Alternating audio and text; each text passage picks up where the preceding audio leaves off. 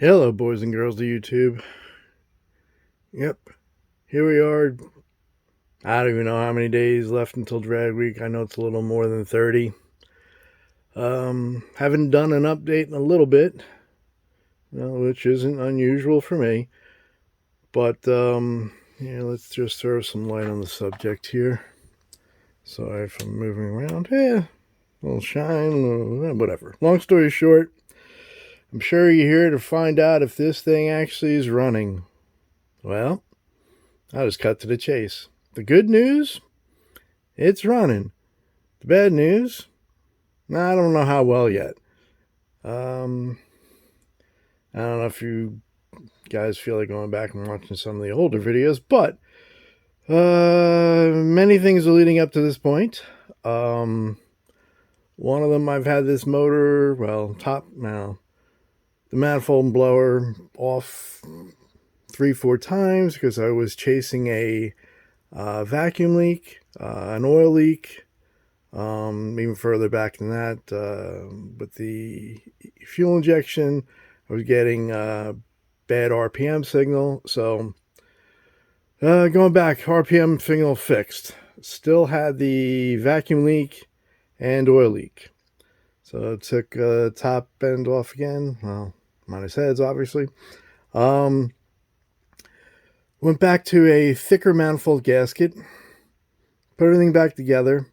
Was putting the distributor in, and lo and behold, I caught the gasket for the distributor, and it ripped apart and fell into the motor.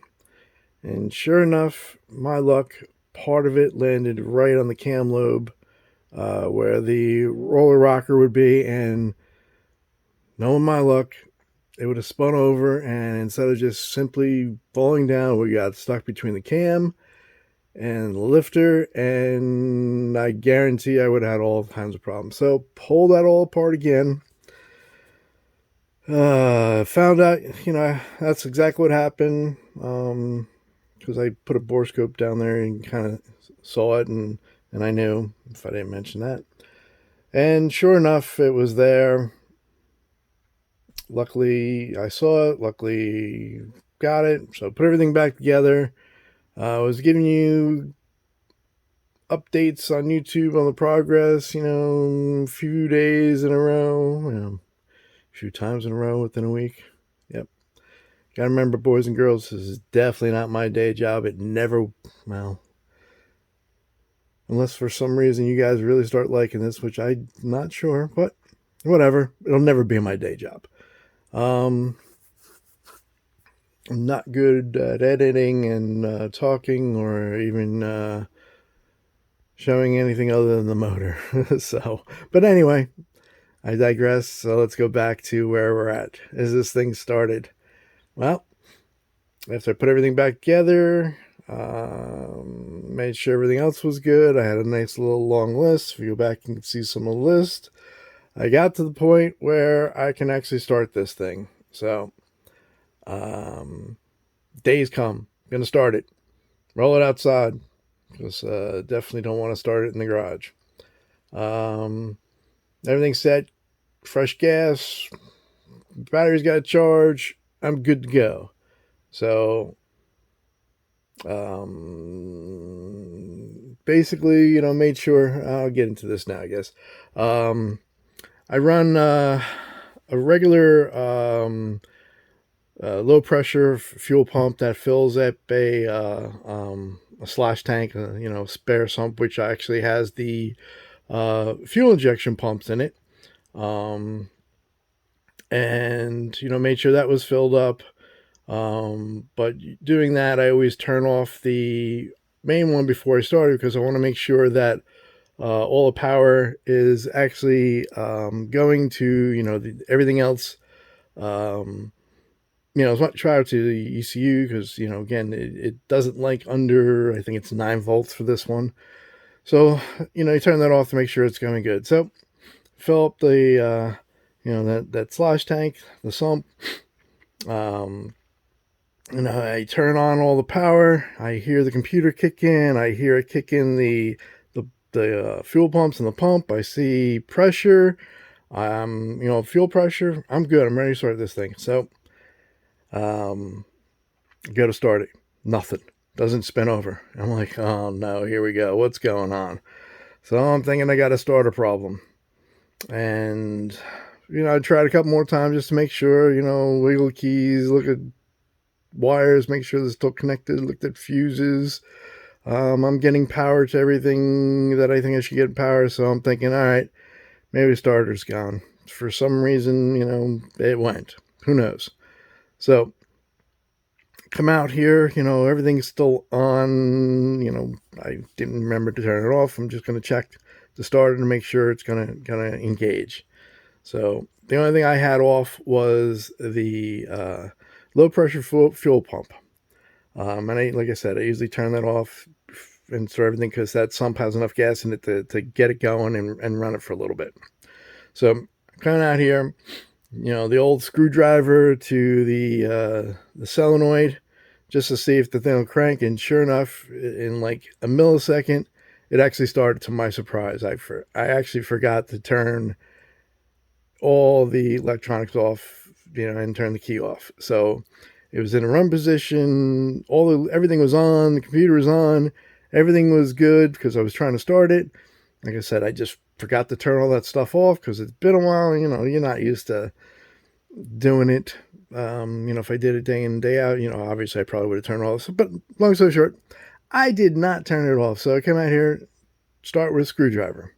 Sure enough, it's running. So at that point, I'm like, okay, well, it's running. Let's keep it running. It's running rough, which got to still check on and see what's going on with that. But it's running rough. Looks like all the cylinders firing. The pipes were hot. So I go back into the car. And now I'm checking vitals. So, the oil's fluctuating a little bit, but, 70 around that, 70. And the other big problem I always had, like I said, was idling high because of the vacuum leak. And you'll see that in my other videos. So I looked at the RPM. Sure enough, it's like idling 1100 roughly. Like I said, it's running rough, so it's bouncing a little bit, but it's where it needs to be, or close enough to, it's like, okay, well, I think I got my vacuum leak solved. So my vacuum leak is solved. I don't see any oil on the ground immediately, so went into the car, like I said, checking vitals, check the oil. Next is water temp. I see the water temp coming up. So I go, okay, well, it's coming up. Fans should kick in pretty soon. Sure enough, I went back outside. The fans kicked in. I have them set low, so this way I know they're working. So they kicked on. So I'm back in. I'm looking at the water temp. It's climbing, hitting 200. And so I go, okay, thermostat should be open up now, and it should be starting to cool down. Sure enough, as soon as I said that, it's already, the water thermostat opened up. Water started flowing, cool water. The fans were on. All right, it's coming down. 180, and it stops. All right, great. So temp's good. Now, meanwhile, the computer's hooked up, and I'm, monitoring everything. I'm not logging anything, but I'm monitoring it. Although I didn't get a chance to turn my head to actually look at the screen to see where we're at. So the air fuel ratio gauge, I look at that. We're running rich. The only thing I can tell. We're running rich real quick. And then as soon as I do that, it dies. Sure enough, like I mentioned, the low pressure fuel pump is off. So it drained the sump and it turned off. At that point, it's starting to get late. It's like, okay, well, I know it runs. I know I got to do something with the wiring, so put it away. My luck's going to run out if I go any further, so put it away. And here we are, roughly a week after that. Yeah, a week after that. So hopefully this weekend I will be able to start looking at this car. I think I corrected the issue with the starter. Some of the wiring is back in 2015. I had a problem with the ignition. It actually burnt up some wires, so it was and this was on my way to drag week, so it was a quick, hack fix just to get it going. I never went back and actually fixed it because it ran for all drag week. Well, was that 2015? No, it was probably 2016. Yeah, that was 2016. So, like every other adventure I have other than 2015, this car breaks on the first day. So, with that said, the thing was broke. Or maybe it was 2017. Long story short, the wiring was crap. I just rigged it to get it going. Got there, it ran. I was happy, obviously, until it broke. Got it home, never thought about it again until now I've got an issue. So I think I fixed all that. Basically, I rewired a lot of it inside the fuel bay. Engine bay here, and I think I got that okay. I haven't checked it yet. I got to go inside, rewire a little bit. I might not have the neutral safety switch hooked up correctly because it goes through the shifter, and there's literally just a switch that hits a bump on the shifter, and it either if it's engaged, God, I'm losing my train of thought, and I apologize. Anyway, neutral safety switch is hooked up to the shifter, so it actually gives ground to a solenoid, and if it doesn't have that ground, it won't engage the solenoid, so it won't start. So unless it's in park or neutral, it's not going to start. But I might have had it in, you know what, I don't know, but it seemed like the power would turn on when I didn't want to. But again, I was worried about the thing not starting, so it could be just my imagination. Because again, you're when the thing's not cranking, you think it's a neutral safety switch, which it still may be. Long story short, I'll take a look at that.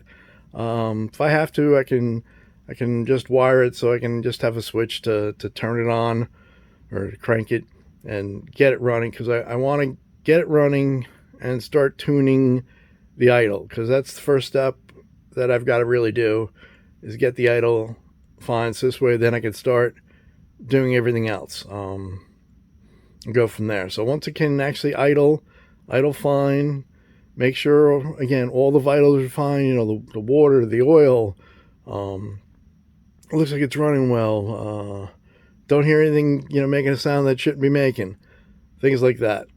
So that's where I'm at. That's the update. Hope you enjoy it. We'll go from there.